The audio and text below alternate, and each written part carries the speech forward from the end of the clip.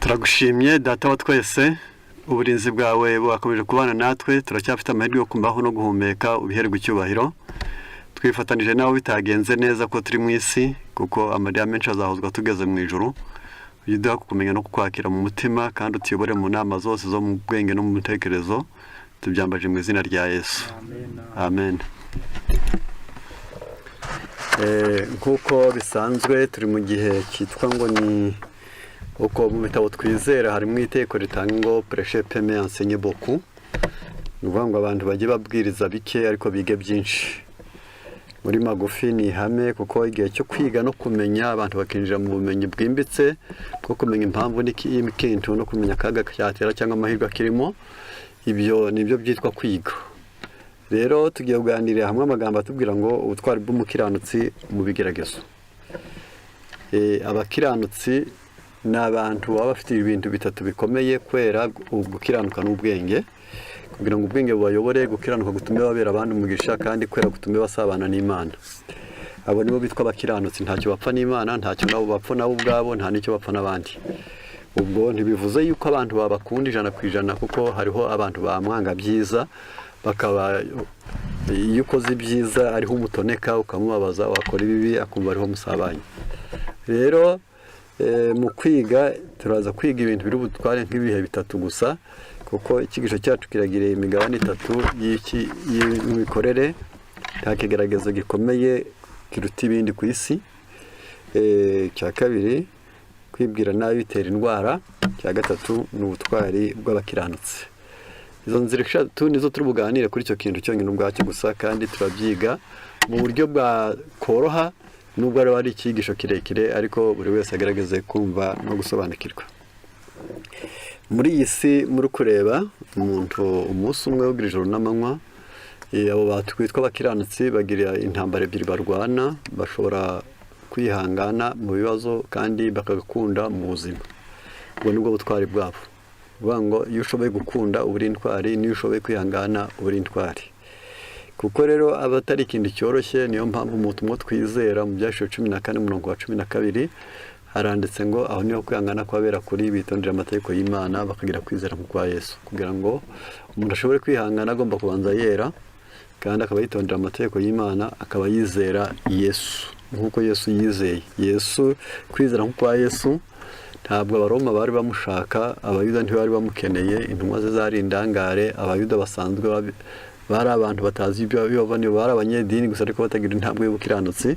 Kubw'ibyo abadayimoni ntibashakaga na Satani ntiyashakaga, kubw'ibyo ibyamubuzaga gusohoza umugambi we nibyo byari byinshi ariko birarenga arabisohoza.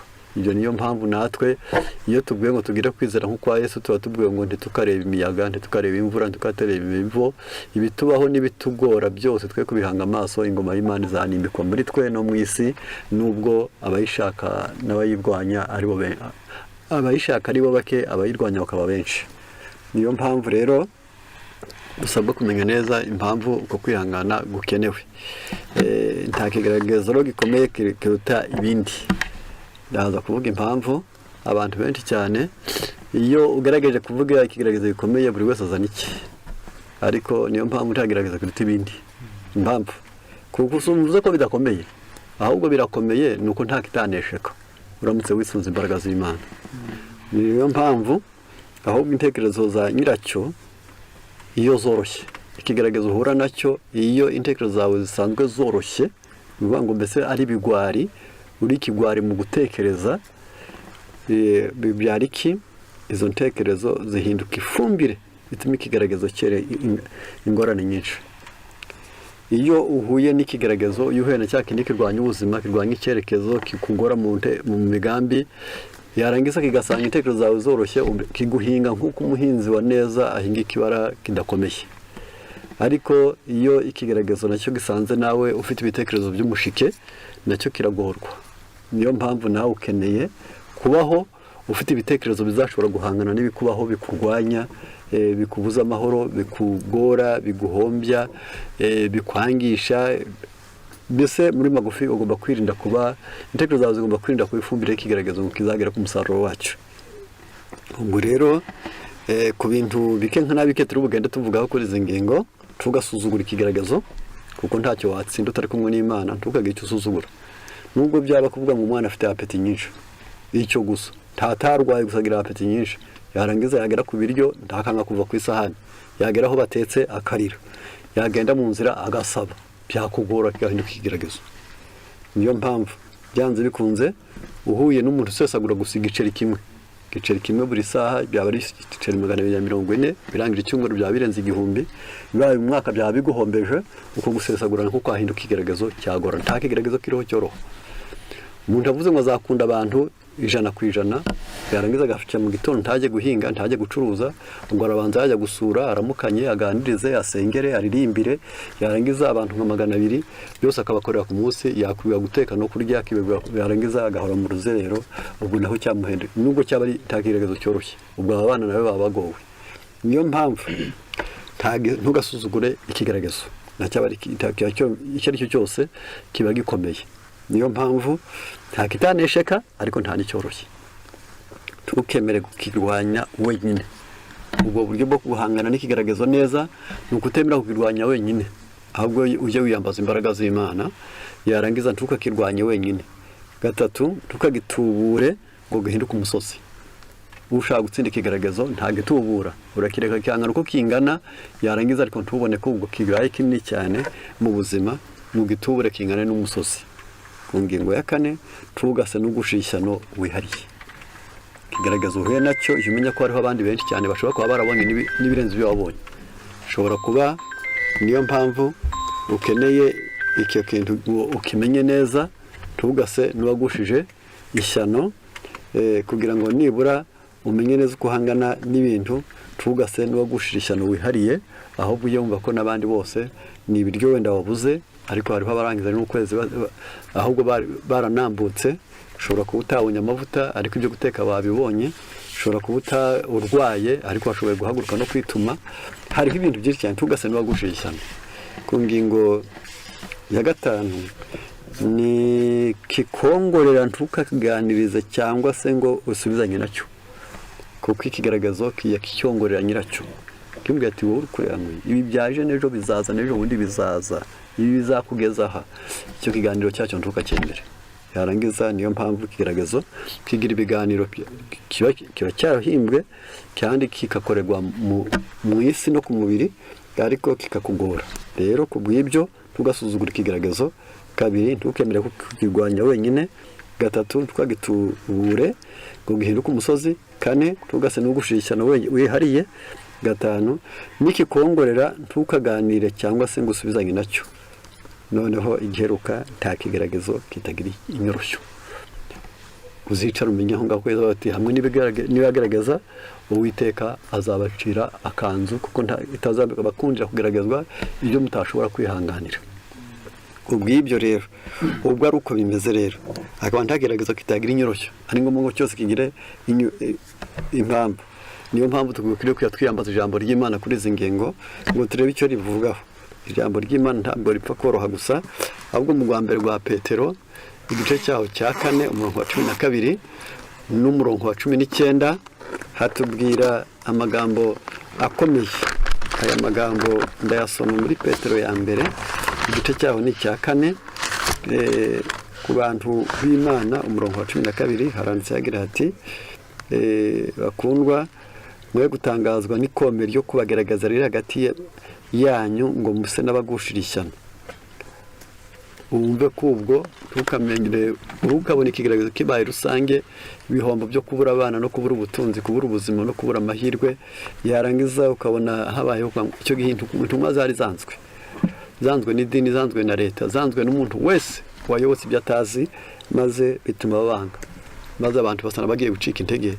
Bituma Petero babwira ati ntimugase n'abagushishya kubw'ikomere ry'ibigaragazo riri hagati yanyu. Ku murongo wa 19 havuze muri ijambo ngo nuko rero ababazwa nk'uko Imana ishaka nibabitse uwo muremyi wabo wo kwizerwa ubugingo bwabo, bagumye bakora neza. Kumva ko hagati y'ibigaragazo Imana hariho bavuze ngo ababazwa nk'uko Imana ishaka. Ntabwo ari bo babipanze, ntababipanga, ahubwo Imana hari ubwo ikigaragaza ikavuga ati, ikajya muri Maraki 3 naho ikavuga ngo ni isabune y'abameshi n'umuriro w'ubucuzi. haba hari igihe biri gushaka gutunganya ibintu, ishaka kubinoza, ishaka kubigorora, ishaka kubishyushya, ishaka gukuraho ingese, ishaka gukuraho inkamba, ikavuga ati ikigaragazo nicyo cyabishobora, imirongo ntabwo yabishobora, inama ntizabishobora, ntabwo kubura imanza zabishobora, ntabwo guteranwa kwabishobora, kumugomwa no kumufunga ntabwo byamara cyacyo byamara. Uyu muntu akeneye uruganda, yarangiza ngo nibura abone gutunganywa. Niyo mpamvu nuko rero ababazwa nk'uko Imana ishaka, ntibabitse uwo muremyi wabo wo kwizerwa ubugingo bwabo, bagumye bakora neza. Ubwo mbese tukavuga ngo icyatumye udakora neza ngo nuko wageragejwe, ahubwo barakubwiye ngo no mu bigeragezo uzajya ukora neza, no mu bigeragezo ujye uvuga neza, no mu bigeragezo ujye utanga, no mu bigeragezo ujye wubaha, no mu bigeragezo ujye usubiza neza, no mu bigeragezo ujye ureba neza, yarangiza ugumye gukora neza.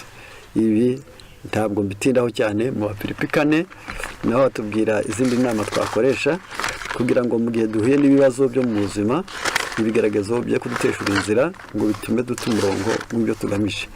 Ni umurongo waho wa 4 kugeza 6, bayandageza 7, mujye mwishimira mu mwami wacu iminsi yose, yewe nongeye kubivuga nti mwishime neza yanyu imenywe n'abantu bose, umwami wacu ari bugufi, ntimukagira icyo mwiganyira, ahubwo ibyo mushaka byose bimenywe n'Imana mubisabe mu byingingiye, nuko amahoro y'Imana ahebuje rwose y'umuntu yamenya azarindira imitima yanyu n'ibyo mwibwira muri Kristo Yesu.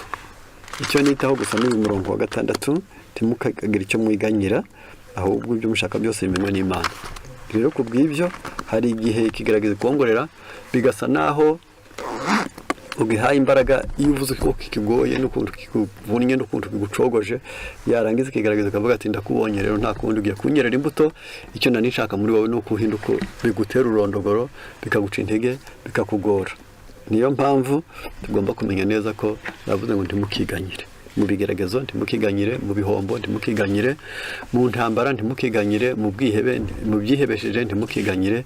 Ibyo utashobora kubona igisubizo uzatuze, ibyo wabonera igisubizo uzabikore bwangu, ibyo udashoboye bireka vuba. Icyo ni igitabo cyitwa Vivre sans stress, cyo kivuga ko abanyabwenge ariko bamera. Rero muri Yakobo 2 umurongo waho n'uwa 11 haranditse, avuga ko hariho abantu benshi cyane bagira amahirwe bakayagwamo, ariko ntabwo ndi buhatinde cyane. Hari abantu bajya banyerera mu mahirwe bakagwa mu ishyano, yarangiza yariye akaba ariho apfa, yanyoye akaba ariho apfa, yakize akaba ariho apfa, akaba yungutse akaba ariho apfa, yakunzwe akaba ariho apfa, bitewe n'uko hari abantu batazi kujera ubyaramutse, bigatuma badashobora kumenya kwiyobora igihe byaramutse neza. Yarangiza icyo rero niyo mpamvu hatubwiye muri Yakobo aya magambo ngiye gusoma, haranditse hagira hati, Yakobo igice cyaho ni cya 2 umurongo waho n'uwa 11, haranditse ngo oya n'umurongo wa 12 ahubwo n'uwa 13, haranditse hagira hati, muvuge kandi mukore nk'abajya gucirwa urubanza n'amategeko, atera umudendezo. Ibyo ni kimwe mu bintu bikomeye cyane.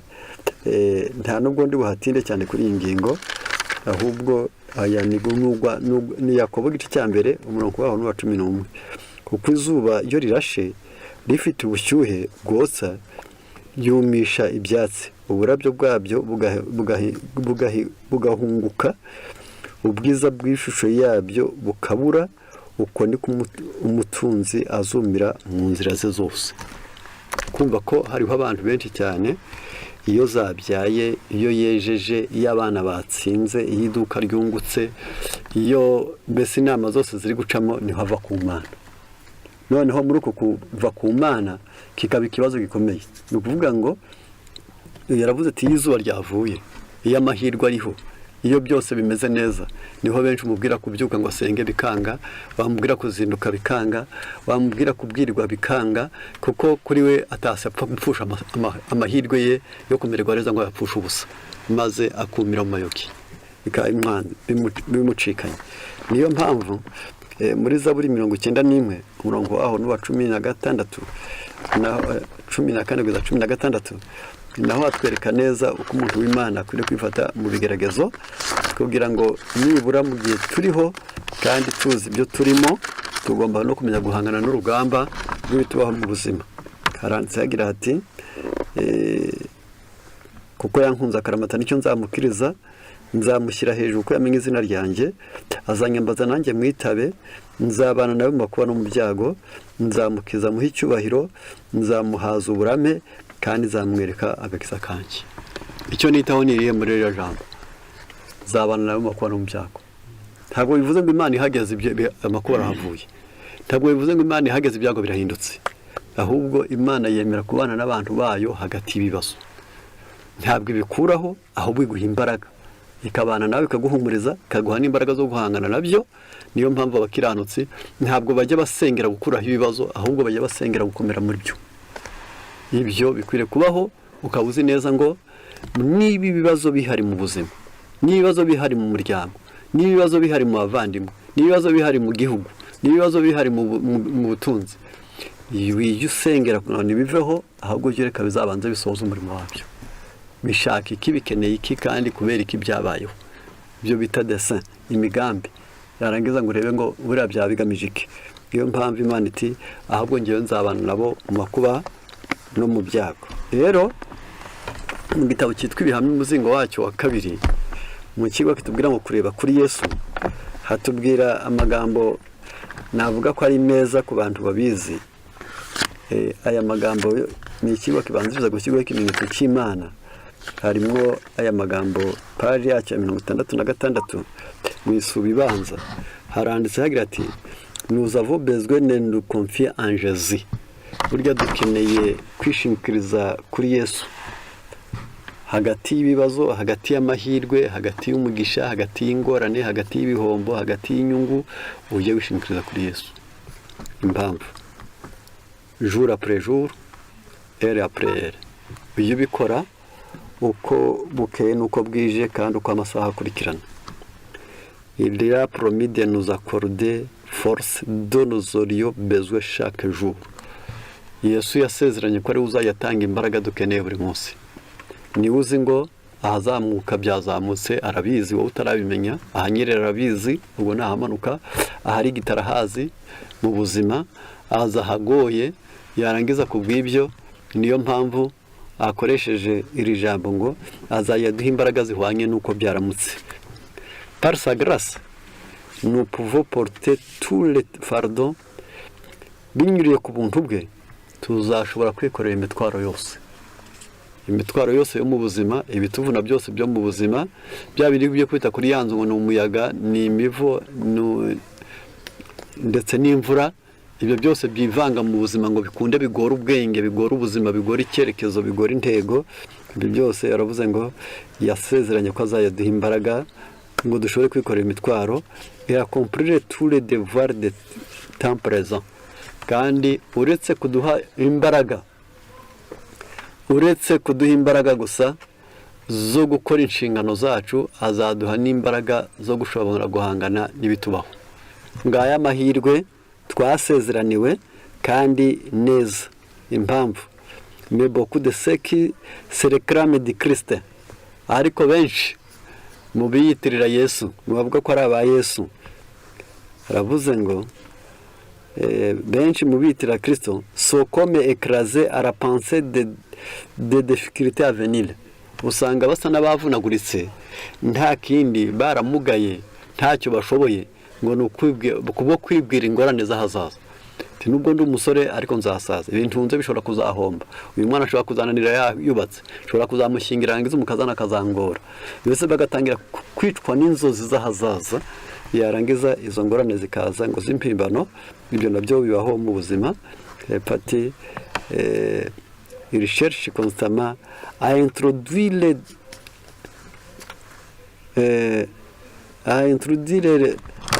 ijambo ravuga ngo à introduire dans les jours présents les fardeaux de lendemain. Abenshi bishwe nuko bajya bafata imitwaro y'ahazaza bakayikorera none, kikaba ikibazo. Niyo mpamvu ubitekereje neza, c'est ainsi que les épreuves sont en grande partie imaginaires. Nicyo gituma abantu benshi cyane ibigaragazo byabo ari ibyo mu nzozi, ni ibyo bakeka.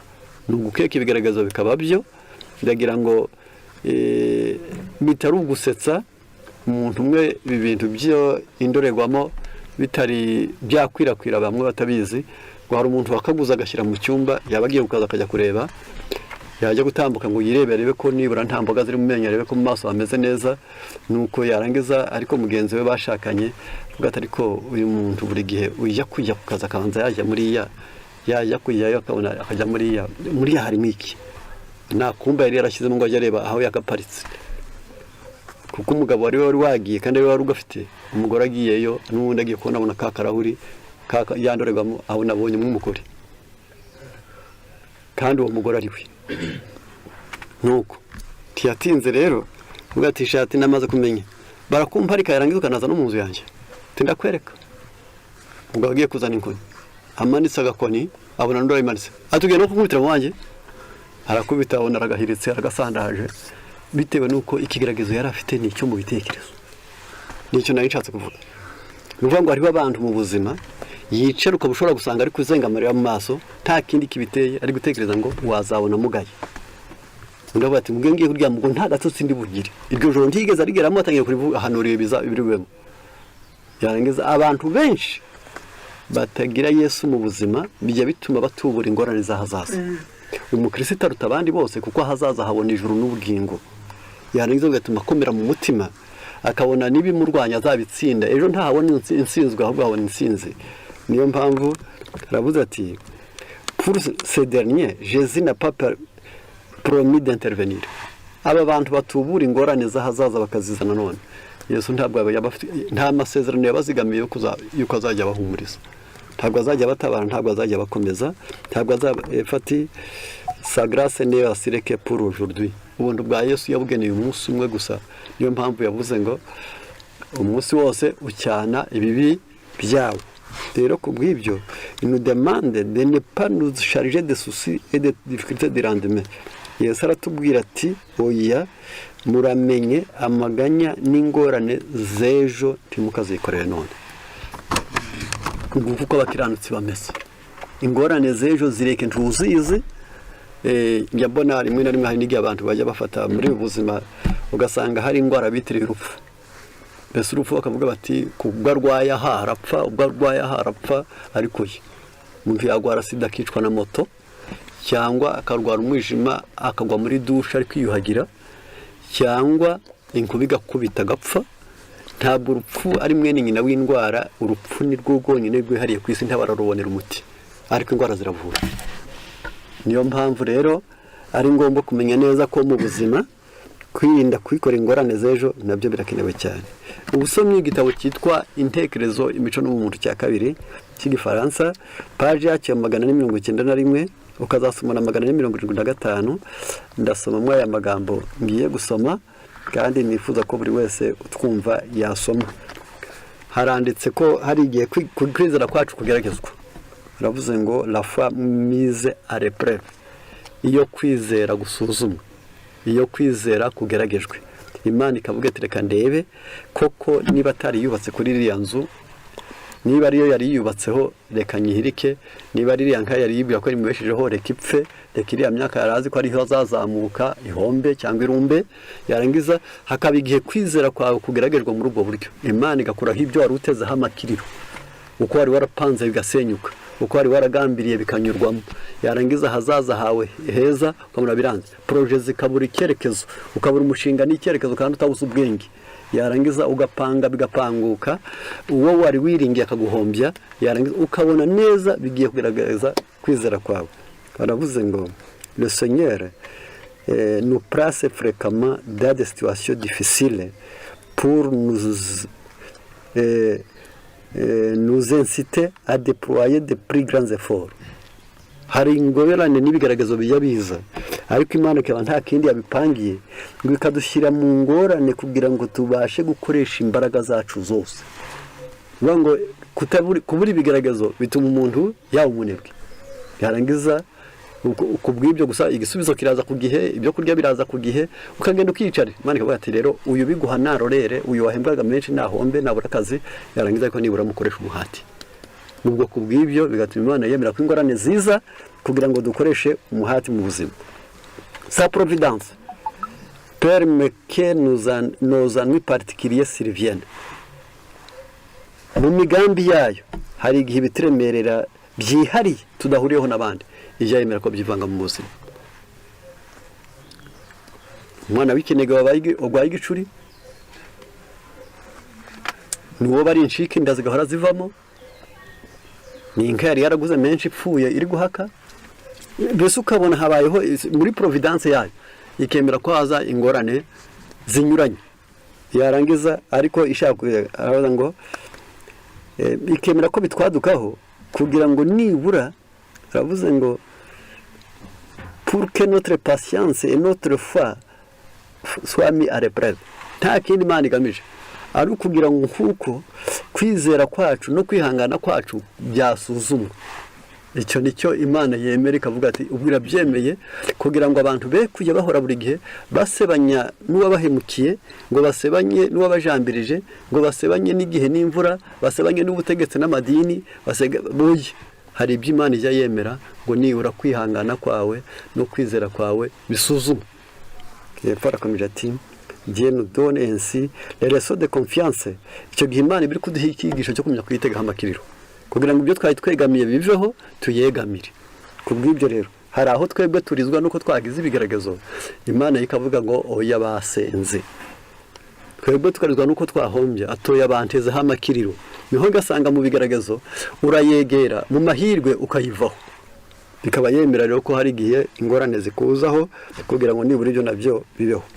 Il veut nous faire comprendre à qui nous devons nous adresser pour obtenir l'aide et la force nécessaire en cas de besoin. Mu bigeragezo icyo Imana ibiri gushaka ni ukugira ngo kuko twakwiyumvisha ko nta handi twabonera ubufasha n'imbaraga bikenewe n'amakene yacu kiretse kuri yo. Ubufasha amakene niyo tubikesha. Kubw'ibyo rero nous obtenons de cette manière une connaissance pratique de la volonté qui nous est si nécessaire dans l'expérience de la vie. Rero amaherezo mu bigeragezo tuzaboneramo kumenya gushyizwe mu bikorwa ubushake bw'Imana bukenewe mu nararibonye y'ubuzima. Niho tuzamenya neza ko burya iyo Yosefu batamugambanira ntiyari kugera mu Egiputa. Iyo nyirabuja atamukenera ngo amwangire ntiyari gufungwa. Iyo adafungwa ntiyari kubwirwa za nzozi. Iyo adasobanura za nzozi ntabwo yari kuzaba minisitiri mu Egiputa. Nuvuga ngo mu migambi y'Imana hari igihe bitugora biza ariko bifite umusozo mwiza n'amahirwe yabyo yose. Yego aratinda kandi ntawe ujya asenga Imana ngo ngerageza nkuko naba mwiza, ariko umenye neza ko mu buzima hari igihe kibaho Imana ikemera ko ibyo kurya biryoha byinshi nibiba byatetswe. Icyo nshatse kuvuga aho ngaho ni ukugira ngo abantu bumve neza ufashe ibirayi bibisi ukabihata, yarangiza wamara kubihata ugashyira ku isahani ukabwira abantu uti bon appétit, ntabwo baryoherwa. Ariko iyo umaze kubishyira mu mazi ugashyira mu isafuriya ugashyira ku muriro bigashya biraryoha. Ikigori cyokeje kiraryoha, n'umuntu nawe aryohera Imana aranje gushya. Niyo mpamvu Imana yemera ko ibigaragazo bibaho. La foi devient ainsi plus forte lorsqu'elle est en conflit direct avec les doutes et la crainte. Kwizera gukomera gusa iyo kubanje guhangana n'ibikuburagiza n'ibigutera ubwoba. Niho kwizera kuryoha. Iyo naho kwizera gusa kuvuga ngo bizacama ariko nta rugamba watsinze ntacyo wazageraho. Niyo mpamvu byanze bikunze iryo naryo ari ibanga dukwiriye kumenya. Nsomye paje ya 475 naho muri icyo gitabo n'ubundi wasanga mwandi mabanga akomeye kandi meza dukwiriye kumenya no gusobanukirwa, kandi tugaha agaciro mu buryo bukomeye kuko turiho mu gihe gikomeye cyane.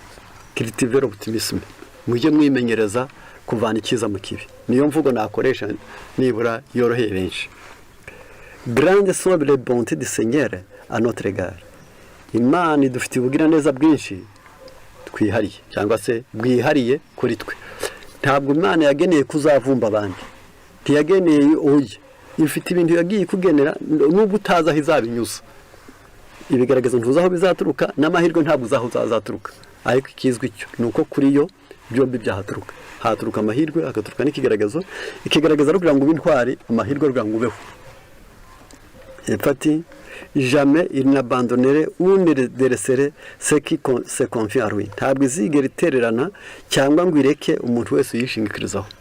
Umuntu wese uzi kwitegaho amakiro ntizigera imutererana. Si nos épreuves occupent moins de place dans nos pensées et nos conversations que la miséricorde et la bonté de Dieu, nous nous réveillons au-dessus de beaucoup de notre tristesse et de nos perplexités. Uwagira ngo ibigeragezo byacu bifata akanya gato mu biti byo twibwira. Uwagira ngo ibigeragezo byacu tubitindeho gake, twe kubitekerezaho cyane, twe kubyibazaho dukangutse cyangwa tugenda, tuganira cyangwa tuvuga, twigisha, ahubwo ibigeragezo we kubitindaho ngo ibyo wibwira n'ibiganiro byawe, ahubwo ujye utinda ku mbabazi n'ubugira neza by'Imana, niho twasumba ibitubabaza n'ibituburagiza. Biramutse ibitubaho ibitugora turetse kubihora tubitekereza mu bwenge, ahubwo tukajya tuganira imbabazi n'ubugira neza by'Imana, twasumba ibitubabaza. Yapfara komidati mes frères et sœurs, bashiki banjye namwe bene data, qui vous engage sur les sentiers obscurs, qui vous engage sur un sentier obscur et pense devoir suspendre vos arcs au sol comme les captifs de Babylone, chantez joyeusement nos épreuves.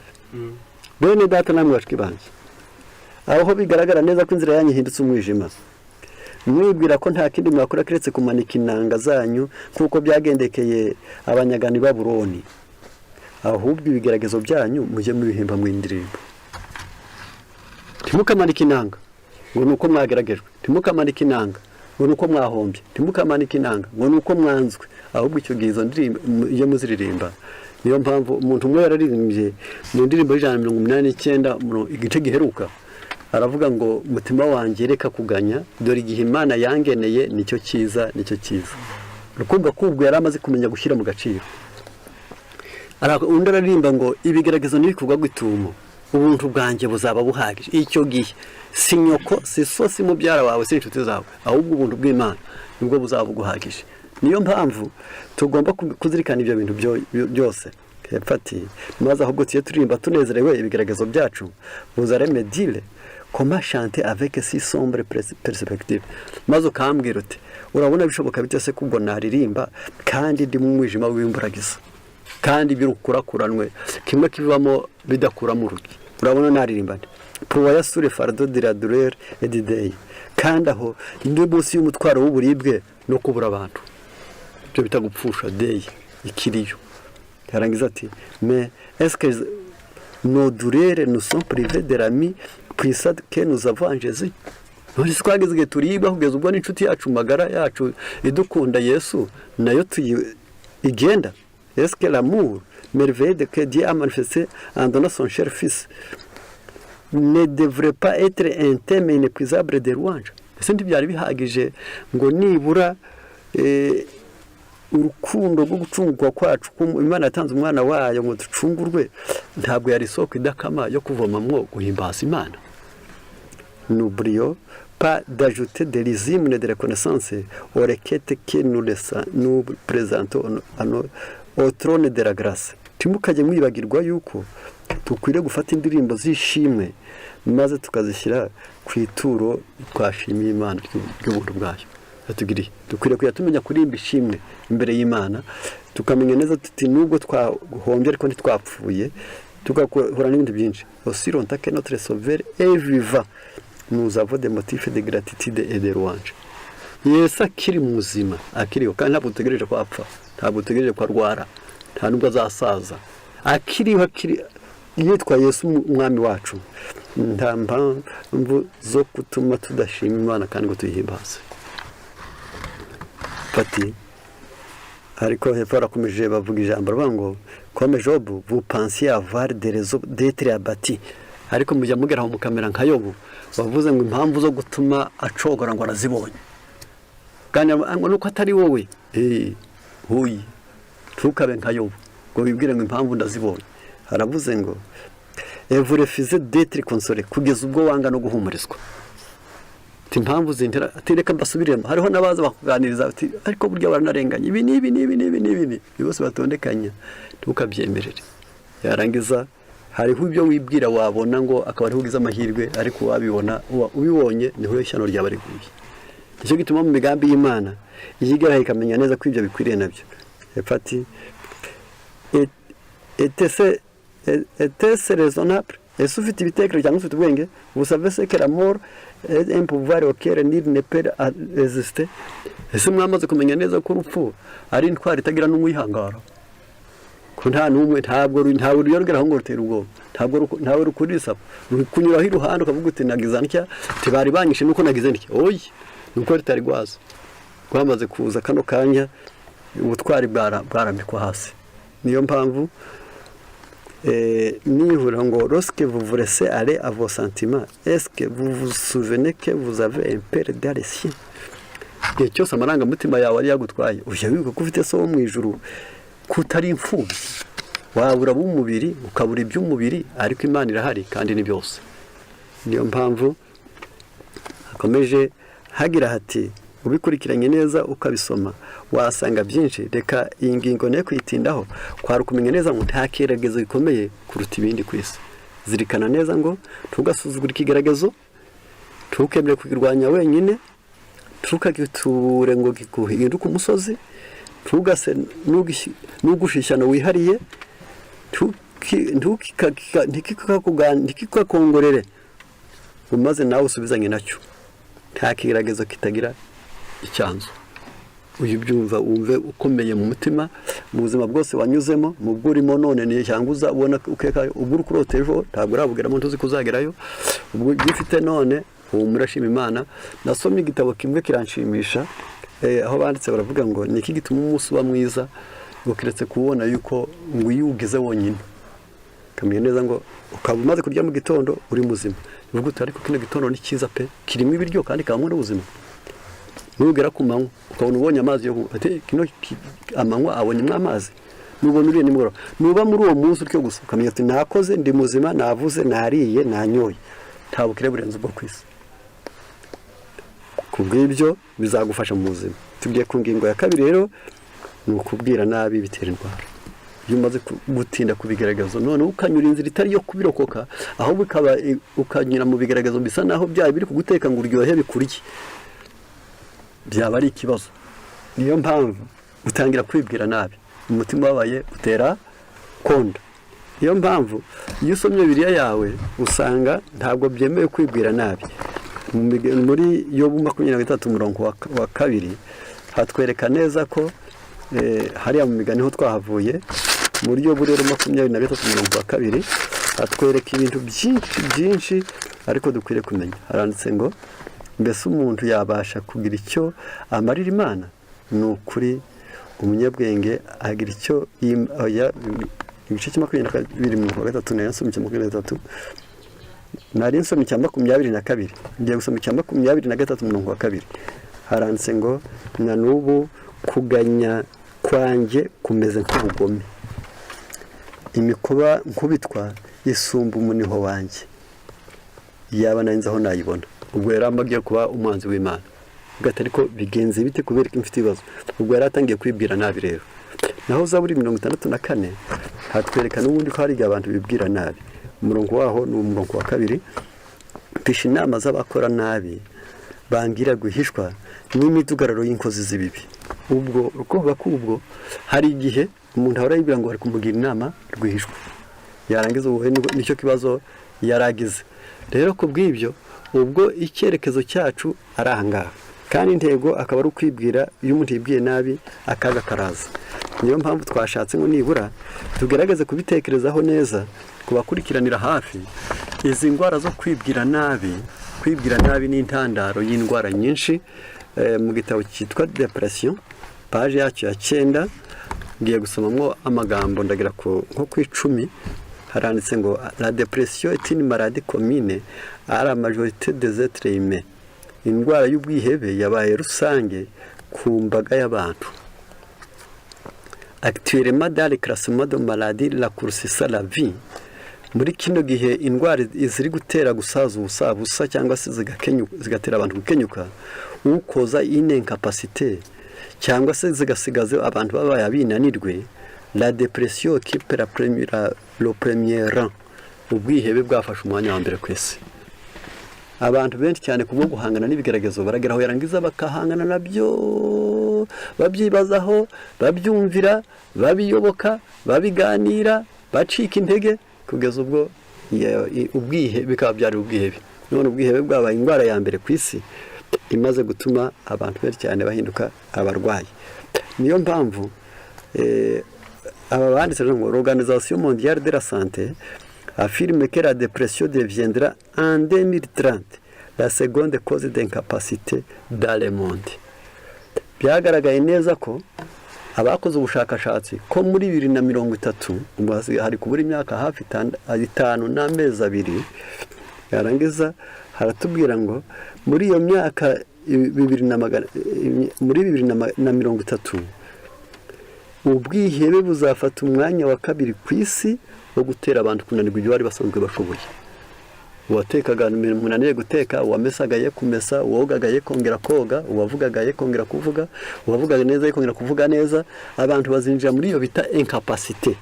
Ubwihebe buzafata umwanya wa kabiri w'ubwinanirwe mu nshingano. Kabiri, insuffisance coronaire izaba intandaro y'indwara z'imitsi ijyana amaraso mu mutima niyasohora. Gatatu, accident cerebrovasculaire, imitsi yo mu mutwe izaturika ya benshi, zabindi bita stroke zizaba nyinshi cyane, nta kindi kibiteye. Umwe yibaza ku mugabo mubi, undi yibaza ku mugore mubi, undi yibaza ku mwana mubi, undi yibaza ku babyeyi babi, undi yibaza ku muvandimwe mubi, undi yibaza ku buzima bubi. Abantu benshi cyane bazahura n'ingorane iyo kunanirwa inshingano basanzwe bakora, abandi imitima yabo irware nabi, abandi bagire impanuka zo mu maraso mu bwonko, ibyo bita AVC mu Faransa, abandi bakabita stroke. Noneho ubwo rero bizabyara ikibazo gikomeye cyane. Iyi ndwara y'ubwihebe baravuze ngo la dépression est un trouble affectif manifesté par un sentiment de tristesse persistante, irrationnelle et incontrôlable. Ubundi ubwihebe ni ikintu ni impamvu imwe yo kugabanya urukundo mu muntu, yarangiza igatera umubabaro uhoraho kandi uza nta mpamvu, kandi nyirawo akananirwa kubigenzura. Sayire yose avuze yarira, ubwe ngo aramutse yarira, ashobora kunguka akaba nabi. Elle s'accompagne d'anéodonie, donc incapacité d'éprouver le plaisir. Iyi ndwara ya mbere y'ubwihebe cyambere kiranga indwara yo bita anédonie, noneho ivuze ngo kunanirwa kwishima gusa. Gushimishe umuntu yaguha ntibikunezeze, yagusura ntibikunezeze, yakuvugisha ntibikunezeze, yunguka ntibikunezeze, bitewe n'uko wamaze kurwara ubwihebe. Ibyo rero aravuga ngo de pensée pessimiste, d'une sensation de manque d'énergie, ukayitangira gutubura ingorane, yarangiza ukumva nta mbaraga ufite, et même les symptômes somatiques corporels qui agissent sur le lendemain vital, bikazatangira gucogoza umubiri wawe, ugatangira korohera indwara. Ibyo rero ni ibindi bikomeye, navuga ko buri wese yabyumvaho neza. Âge elle apparaît plus fréquemment vers 40 ans. Iyi ndwara y'ubwihebe umuntu arayigwaza yihangana yagera ku myaka 40 igatangira kumuganza. Sexe elle est plus fréquente chez les femmes. Iyi ndwara y'ubwihebe ikunda gufata abagore cyane kuruta abagabo.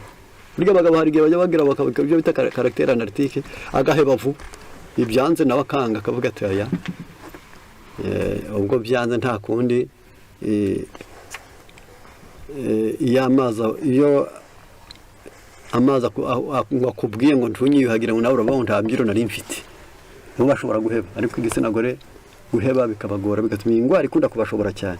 Genetique, hari abandi bayifite mu ndemano, yarangiza bavuze ngo il y a une tendance héréditaire familiale pour certains types de dépression. Hari ubwihebe bukunda kugira abantu bufata, ugasanga nk'umuryango bose barabirwaye. Bamwe byarabashajije, abandi ntibavuga, abandi ntibumvikana, abandi babana nabi, ugasanga mbese nk'umuryango wose usa n'uwavumwe bitewe n'ubwo bwihebe. Icyo kikaba ari ikibazo. Facteur de risque, aho bikunda kugira ingaruka rero, des événements cruciaux comme retraite, divorce, mort et être cher. La mort d'un être cher. Hari aho byuririra, hari igihe hari ibintu bibaho bibi, hari igihe umuntu atereranwa, hari igihe atana n'uwo yashatse, cyangwa umuntu agapfusha uwo yakundaga. ushobora kuririra aho ngaho gusa umuntu akiheba. Niyo mpamvu kwibwira ibibi nabyo ntabwo umukristo yabyemerewe. Niyo mpamvu ntidukwiriye gutinda ku bibi, ntidukwiriye kubyibwira, ntidukwiriye kubiganira ku mpamvu izo arizo zose. Niyo mpamvu la consommation d'alcool et de drogue, hari abandi binywera inzoga n'ibiyobyabwenge. L'adolescence ni période de la vie avec un énorme stress, cyane cyane abakiri bato nabo bakunda kuyirwara.